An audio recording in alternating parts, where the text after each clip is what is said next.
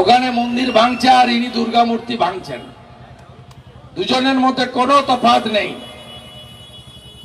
অতএব আমাদের এই লড়াই ওপারের বাঙালি হিন্দুরা যেমন অস্তিত্ব রক্ষার লড়াই করছেন, আমাদেরও পশ্চিমবঙ্গকে তালিবানদের হাতে যাতে না চলে যায়, হিন্দু জনসংখ্যা যাতে কমে না যায়, রোহিঙ্গা মুসলমানের হাতে যাতে বাংলা চলে না যায়, তার জন্য আমাদেরকেও লড়ে যেতে হবে। আমি দীর্ঘ বক্তব্য রাখবো না। আমি মহিতা মনোরঞ্জন বাবু ছাড়াও যারা আছেন এই ব্যবস্থাপনায় বা নেতৃত্বে,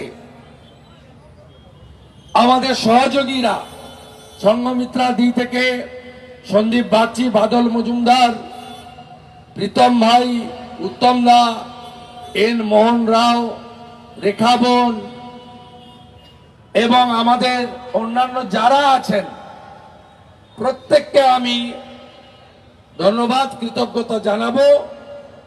এবং সনাতন যাদবপুর সনাতন পরিষদের পক্ষ থেকে আজকে সবে শুরু, আগামী দিনে এর ব্যাপ্তি আরো বাড়বে।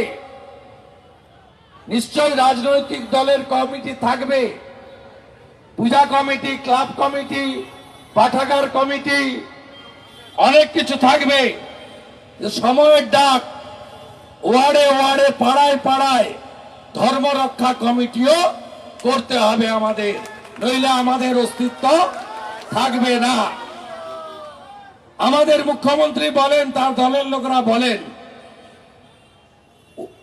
ধর্ম যার যার, উৎসব সবার। আর আজকের দিনে দাঁড়িয়ে আমি আপনাদের বলছি, ধর্ম যার যার, ধর্ম রক্ষা করার দায়িত্ব তার তার। কালকে যখন চট্টগ্রাম থেকে ফোন করছে হিন্দুরা, অফিস যেতে পারলাম না, স্কুল কলেজে ছেলে মেয়েরা যেতে পারলো না, দোকান খুলতে পারলো না। কালকেও শুক্রবার 11টা মন্দির ভেঙেছে, কাউকে ছাড়েনি।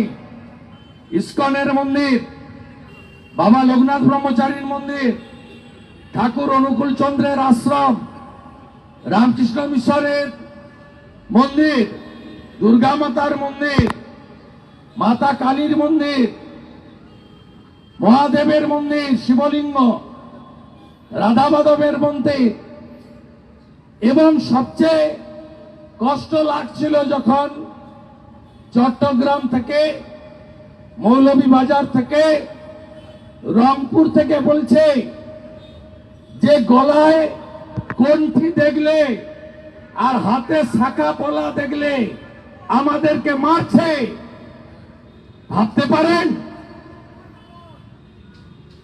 ভাবতে পারেন কোথায় নিয়ে গেছে?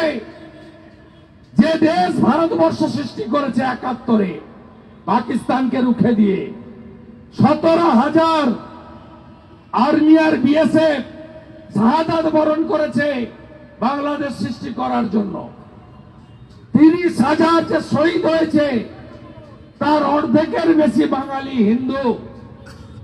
ওই দেশে মাথায় টিকা, মাথায় শিখা, গলায় কণ্ঠি, মহিলাদের শাখা পলা, সিঁদুর, মঙ্গলসূত্র রাখা যাবে না।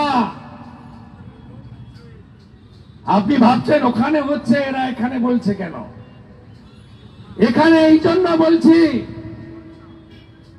1971-এ বাংলাদেশ সৃষ্টির সময় হিন্দু জনসংখ্যা ছিল 22%, আজকে মাত্র 7.5%।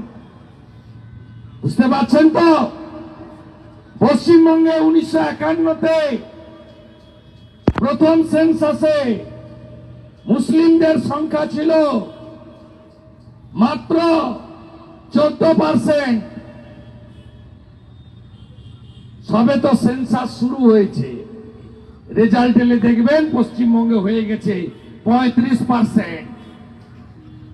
যতক্ষণ 50-এর নিচে আছে ততক্ষণ সংবিধান, ততক্ষণ সেকুলারিজম, আর 50 পেরিয়ে যাওয়ার পরে সিদ্দিকুল্লাহ চৌধুরীর ভাষা দেখছেন। এই মলয় মজুমদাররা ওকে মন্ত্রী করেছে।